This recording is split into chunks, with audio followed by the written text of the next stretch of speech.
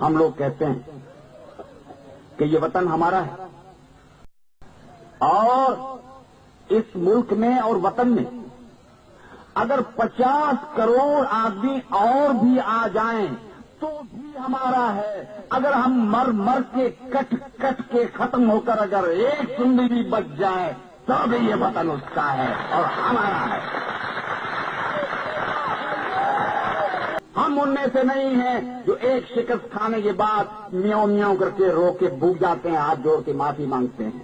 ہم لڑتے ہیں نسلوں تک، آخری آدمی تک، چپے چپے تک، گاؤں میں لڑیں گے، شہروں میں لڑیں گے، ہر جگہ لڑیں گے۔ اخبارات کے ایڈیٹور لکھو، کالم بھی لکھو، جمعہ خان کا کالم بھی آ جائے، بی بی سی پر بیان دے دو، سارے بیانات میں تم ہمارے کھاتے مٹا دو، پختونوں کو بھی نکال دو، پنجابیوں کو بھگا دو، بہاریوں کو لاؤ، قبضہ کر لو، سارا کچھ تمہارا ہو گیا۔